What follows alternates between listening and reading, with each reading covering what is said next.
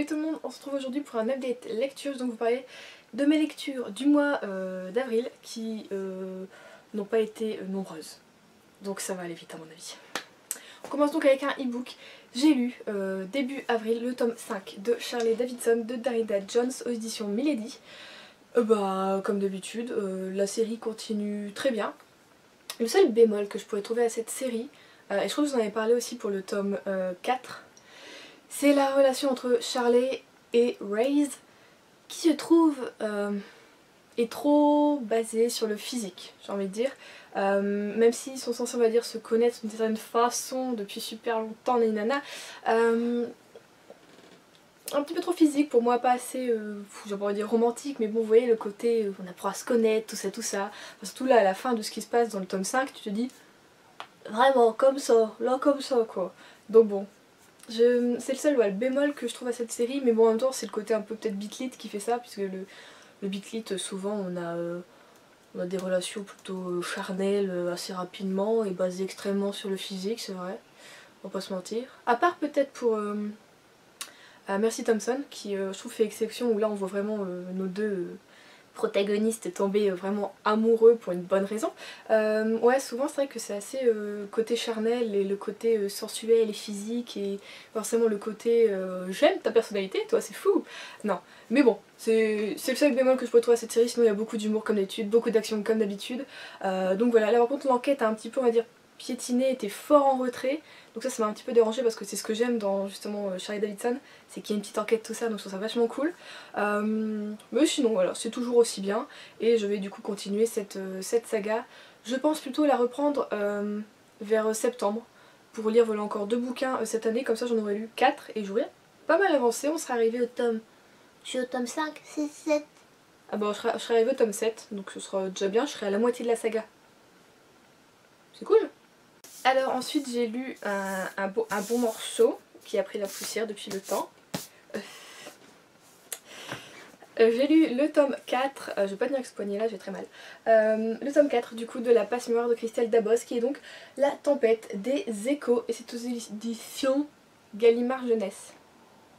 Regardez-moi cette beauté, il est beau, il est beau. Alors quand je l'ai lu, je n'ai regardé absolument aucun avis dessus.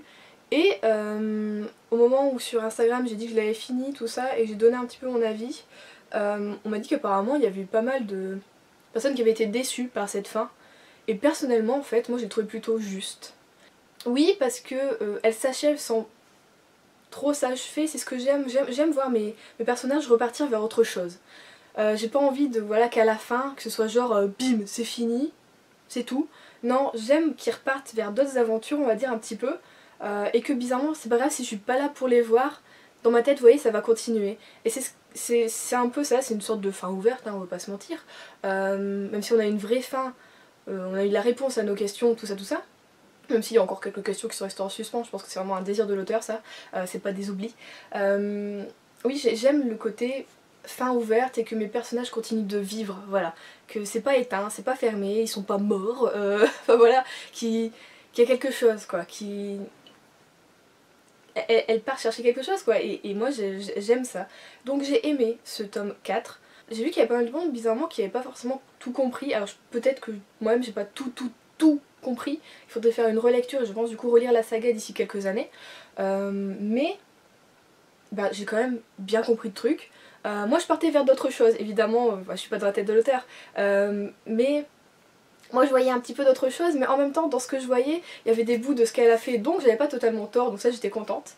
Et j'ai aimé oui retrouver Ophélie, même si des fois on se dit elle est en train de s'embourber dans le truc, pourquoi tu fais ça, pourquoi tu réagis comme ça, bah j'ai quand même aimé.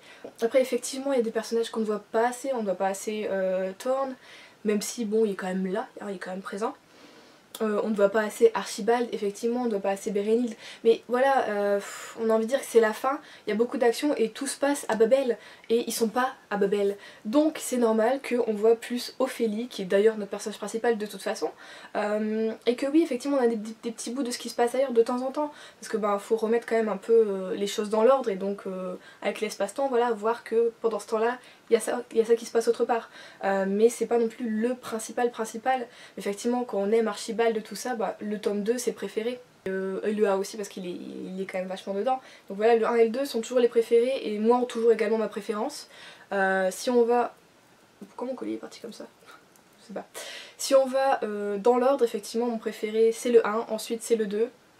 Quoique la rigueur sont presque égalité. J'aimais bien le 2 parce qu'il faut que... En même temps le 1 on découvre l'univers et le 2 il y a une enquête, il y a des trucs, tout ça c'est trop bien. Et bon, bah 1 et 2 ex aequo. Ensuite le 4 et le 3 seraient venus en dernier.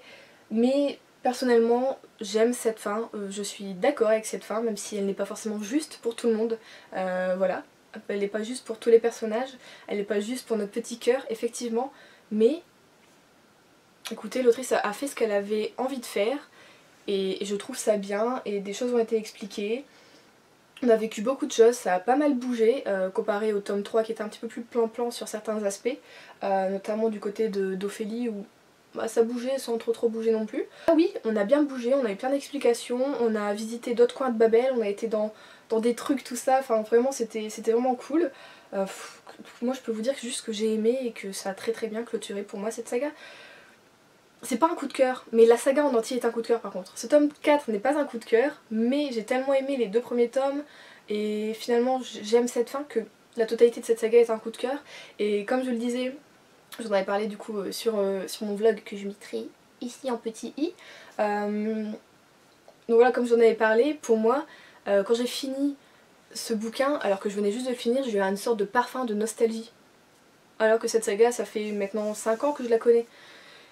Ouais, et ben pour moi c'était comme de la nostalgie d'avoir ça dans les mains, de lire les pages, de retrouver les personnages, de retrouver l'écriture, de retrouver l'univers, de tout, même juste le toucher des pages.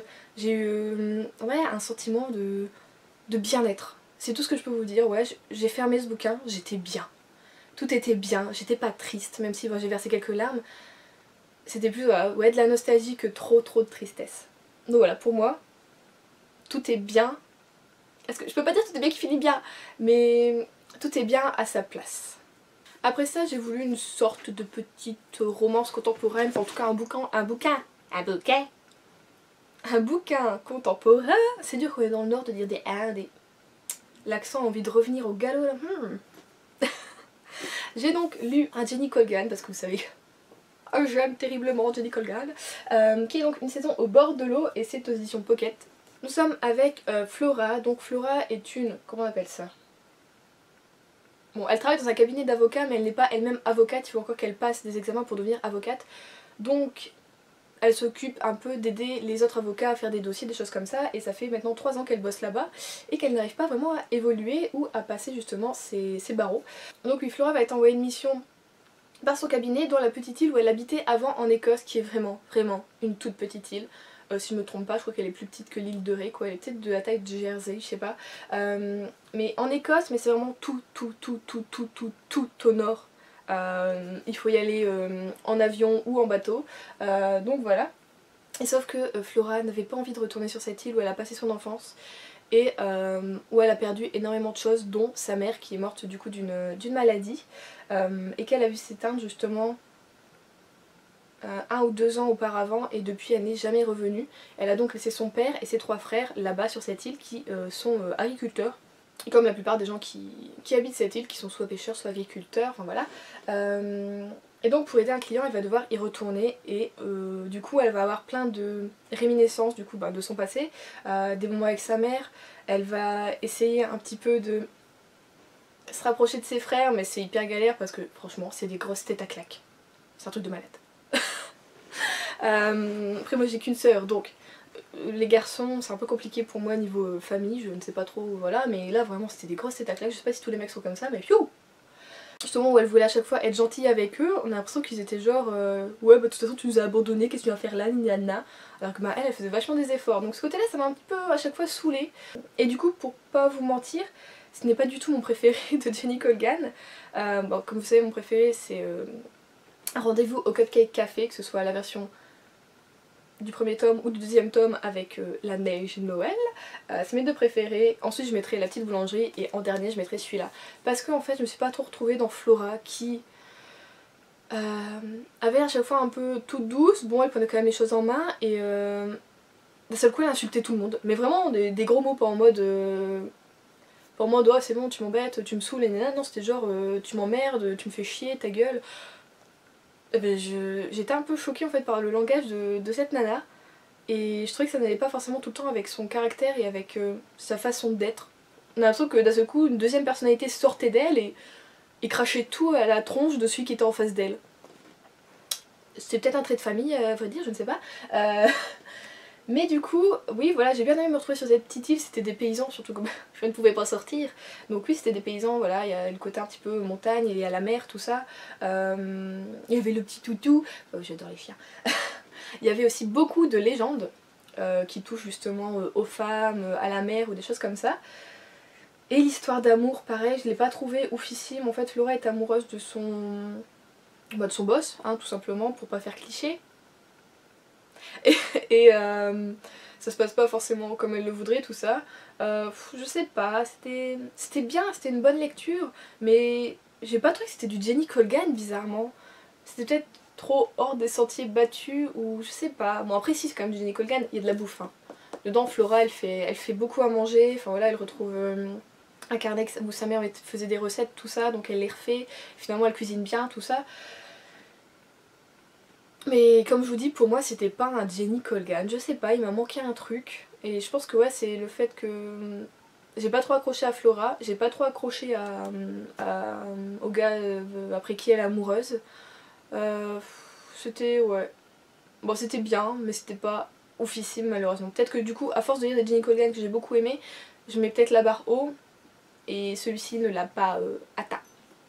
Voici la raison que j'ai entre les mains là pour laquelle je n'ai pas lu beaucoup de livres en avril, puisque j'ai lu Gabrielle, qui est donc le tome 1 de la saga Le goût du bonheur de Marie Laberge aux éditions Pocket. Vous le voyez, 800 et quelques pages, n'est-ce pas? Oui. Si vous avez vu mon vlog, que je vous... Voilà. Si vous avez vu mon vlog, que je vous mets du coup en i si vous voulez le voir, puisque j'en parle quand même plutôt bien de ce bouquin dedans, de ce que j'en ai pensé. Donc si vous l'avez vu, vous savez que ce livre, j'ai mis plus de 2 semaines et demie peut-être à le lire. Alors parce que déjà de temps en temps forcément c'est parce qu'on est en confinement qu'on n'a rien à faire non plus, donc j'ai fait des choses, tout ça. Et aussi parce qu'au début j'aimais beaucoup le côté en fait, on va suivre la famille Miller dans les années 1930, qui est donc au Québec, dans la ville de Québec, mais qui ont également une maison secondaire sur une île pas très loin de Québec. Et voilà, on va juste suivre leur vie sur une dizaine d'années, une douzaine d'années. Et donc cette petite famille est dirigée par Gabrielle, qui est donc la maman, qui a la trentaine. Et enfin je dis dirigée, à cette époque là c'était encore l'homme, comme je dis dans le vlog, c'était encore l'homme, donc Édouard son mari, qui signait les papiers, qui dirigeait la famille, tout ça. Mais là on voit vraiment que c'est Gabrielle qui, enfin voilà, c'est la femme qui s'occupe de la maison, qui s'occupe de tout. Et on est en pleine période de suffragette, donc pour le féminisme, pour les droits de la femme, pour le vote du coup de la femme. Et donc voilà, il y a plein de choses qui se passent, tout ça. Et Gabrielle, je l'ai trop kiffé, c'est mon personnage préféré je crois, mais alors de tous les temps. Je l'aime tellement. C'est une femme forte, c'est une femme intelligente. Comme n'importe quel humain, elle a quand même des doutes, elle a des faiblesses.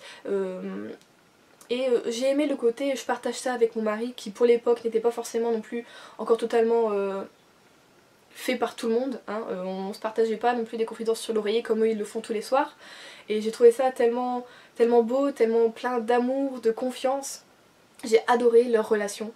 J'ai adoré aussi toute la petite fratrie, là, les 5 bambins, c'était trop cool. J'ai adoré Adélaïde, sauf à la fin. Donc je vous ai dit voilà, Adélaïde c'est le petit miroir de sa maman, c'est la même. Mais comme c'est une enfant, elle est encore plus grande gueule et encore moins filtre, voilà. Donc je l'ai adorée, elle est très active. Elle s'occupe de Florent qui est donc un enfant, qui est donc l'enfant de leur aide ménagère, on va dire, je peux pas dire la bonne, je sais pas trop, quand ils sont sur l'île, donc sur la maison secondaire, et elle s'en occupe comme si c'était pire que son petit frère quoi, elle le kiffe à mort, enfin c'est vraiment, elle veut le surprotéger, et j'adore Florent, je suis in love de Florent, c'est un truc de malade. Et dans les 100 dernières pages en fait, et ça je trouve que Adélaïde le délaisse pour l'amour, et je n'ai pas aimé ça du tout. Enfin bon, donc oui voilà, j'ai quand même adoré Adélaïde sur tout le bouquin, sauf voilà les 100 dernières pages. Les autres on les laisse un petit peu plus de côté. On a quand même Béatrice qui est aussi un peu grande gueule mais très auto-centrée, c'est-à-dire que c'est moi la plus jolie, des fois genre elle met les boucles d'oreilles de sa mère et le collier, oh mon dieu elle en pleure tellement elle est belle. Oui, c'est vraiment le cliché de l'époque en mode oh plus tard je veux me marier, des nanas, enfin je veux me marier, je veux être la plus belle, je veux m'occuper de mon mari, enfin voilà c'est vraiment très d'époque, très cliché. Bon après les plus petits, bah, comme ils sont vraiment plus petits, on les voit de temps en temps, ils sont mignons, puis ils font rire, voilà. Mais du coup voilà, j'ai aimé suivre cette fratrie, suivre tout le monde. Gabrielle a 2 sœurs plus âgées qu'elle, Germaine qui est la plus grande et Georgina donc qui sont très chrétiennes, extrêmement chrétiennes, surtout Germaine, qui est donc une femme célibataire. Et qui aime bien aussi un petit peu diriger la petite famille, même si de temps en temps Edouard aime bien la remettre à sa place en mode hey, c'est moi le chef. Mais oui, faut les supporter ces deux sœurs hein, quand même.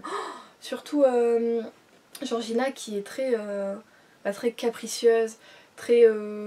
D'un seul coup en fait elle est hyper chrétienne et puis en fait elle va faire l'inverse de ce qu'elle dit. Par exemple genre oui mais moi c'est pas pareil, vous savez c'est genre fais ce que je dis pas ce que je fais. Et oh mon dieu qu'est-ce qu'elle m'a saoulée et je me dis Gabrielle avait tellement d'esprit. C'est pas de sang-froid pour les supporter, c'est fou, moi je les aurais envoyé bouler mais alors fois 1000 quoi. C'était incroyable. Et oui donc j'ai aimé suivre. Du coup toute cette petite famille, mon dieu mon avis va du vachement quand même sur celui-ci. J'ai aimé suivre cette petite famille et les cousins, les cousines, enfin voilà tout ce qu'il y a autour, tout ce qui gravite autour. Tous les problèmes, voilà, tout ce qui se passe à ce moment-là dans le monde, que ce soit la Seconde Guerre mondiale, tout ça. Donc on voit comment elle impacte la famille et la population, en fait, qu'elle soit pauvre ou riche. Donc j'ai aimé suivre tout ça, mais comme je vous dis, à la fin m'a brisé le cœur. Vous le voyez de toute façon sur mon vlog, je suis totalement... voilà. La fin m'a brisé le cœur, j'en ai mal dormi. Et comme je vous dis, après j'ai... Le deuxième tome c'est Adélaïde. Et comme je vous dis, voilà, les 100 dernières pages, je n'ai pas aimé le comportement d'Adélaïde, je n'ai pas aimé ce qui se passait pour elle, je n'ai pas aimé ce qu'elle a fait, sa façon d'agir, tout ça, je la reconnaissais pas, c'était plus elle, je sais pas, du coup en 2-3 ans elle a changé mais incroyablement, et je la reconnaissais pas, et du coup je suis en énorme, alors très gros doute sur est-ce que je vais lire la suite, est-ce que ce tome 1 me suffit pas finalement, mais en même temps le tome 3 c'est Florent, et Florent je le kiffe à mort. Donc je suis en très gros doute. J'ai pas non plus envie de supporter un tome 2 pour pouvoir à tout prix lire le tome 3. Donc je sais pas, pour ceux qui ont lu toute la saga, est-ce que je dois lire... Enfin, je veux dire, est-ce que je dois lire la suite oui ou non, mais en même temps je sais que j'en ferai qu'à ma tête. Donc pour le moment je ne pense pas lire la suite. En tout cas pas cette année. Ou alors peut-être vraiment fin d'année. Mais là je suis en gros doute sur est-ce que je lis la suite ou pas. Donc dites-moi ce que vous... Enfin, si vous voyez ce que je veux dire au propos d'Adélaïde, si elle continue sur ce chemin-là ou si ça progresse dans le bon sens. Et là, si ça progresse dans le bon sens et que je peux retrouver un petit peu de Gabrielle en elle encore, je serais contente voilà, de lire la suite. Donc dites-moi, j'attends vos avis. En vitesse, heureusement qu'il n'y a pas beaucoup de bouquins, avec du coup le tome 3 de Jacobi qui est donc Les fantômes du passé de William Ryder aux éditions Bayard. Vous savez que j'aime cette saga que j'ai découvert il y a 2 ans environ je crois. Donc Jacobi, si vous connaissez la saga, mais si vous ne connaissez pas, en fait est juste une sorte de détective un peu loufoque qui voit le monde, on va dire, fantastique qui nous entoure. Donc il a une sorte de don spécial qui fait que voilà, il voit tout ce qui nous entoure et que nous, humains, nous ne voyons pas et qui voilà, sont en fait des créatures, des choses comme ça. Donc c'est plutôt cool. Et Abigail l'accompagne maintenant depuis 3 tomes en étant son assistante et donc ils résolvent des enquêtes à 2 ou parfois à plus hein, s'ils arrivent à prendre des personnes sur leur passage, voilà. Et celui-ci est donc sur Jenny. Jenny est donc le fantôme qui hante la maison où habite Jacobi et comme elle dit en fait Jenny, elle est jamais partie de cette maison, c'est sa maison donc c'est plutôt Jacobi qui habite chez elle. Et du coup on va essayer de résoudre son meurtre puisque Jenny a été assassinée et c'est pour ça que d'ailleurs elle est toujours dans cette maison parce que ce meurtre l'a fortement perturbée et elle n'arrive pas à passer au-delà. Donc voilà. C'est ce qui va se passer dans ce tome. J'ai comme d'habitude beaucoup aimé, ça s'est lu super vite, en 3 jours c'était lu, enfin en même temps il fait 300 pages donc une centaine de pages par jour, voilà.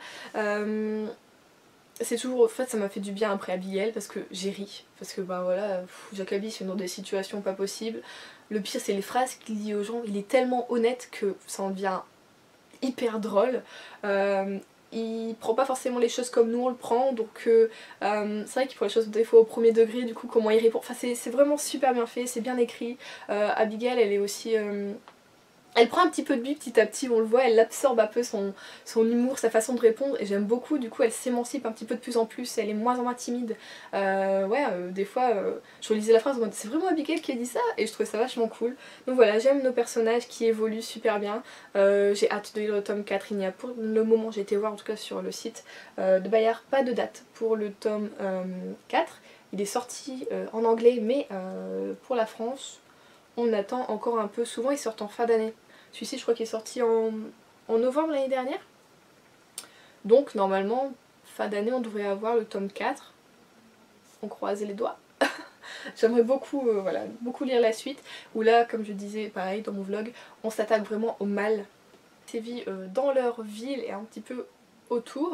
Donc voilà, j'ai hâte de lire le tome 4 et qu'il soit aussi beau que ce tome 3. Ce serait vraiment vraiment bien. À la rigueur, Jacobi me fait penser un petit peu, je parle vraiment du personnage, pas du bouquin, je sais pas si vous connaissez la série sur Netflix, Dirk Gently. Le détective hyper loufoque, le détective holistique, et ben bah pareil. Avec Jacobi tout est holistique, tout est connecté et tout arrivera à point qui sait attendre. Voilà, les choses qui doivent arriver arrivent forcément. Et ouais, ça me fait penser un petit peu à Dirk Gently. Et d'ailleurs si vous n'avez pas vu cette série, regardez-la, elle est trop bien. Et donc voilà pour les lectures du mois d'avril, j'espère en ce mois de mai lire un peu plus. C'est vrai que je m'attaque à un gros morceau, je suis en train de lire en VO Dracula, donc je lis 1 à 2 chapitres par jour, donc ça va être petit, j'y vais mollo mollo, et en même temps moi je ne sais pas faire des lectures multiples, donc je sais pas si je vais réussir à lire un autre bouquin à côté. À moins que je coupe un peu ma lecture et 3 jours je lis un bouquin et... je voudrais quand même vous faire un update lecture pour le mois de mai, ce serait pas mal. Enfin bon, on verra, pour le moment je sais pas trop, je suis dans ma lecture et j'aime beaucoup. Donc j'espère que vous avez également eu de bonnes lectures, même si peut-être un petit peu plus que moi, ou peut-être un petit peu moins, peut-être égal. Après tout, le nombre de lectures ne compte pas, c'est voilà la passion qu'on y met, ce qu'on ressent, si on aime tout ça, enfin c'est le plus important. En tout cas je vous fais de gros bisous et je vous dis à la semaine prochaine.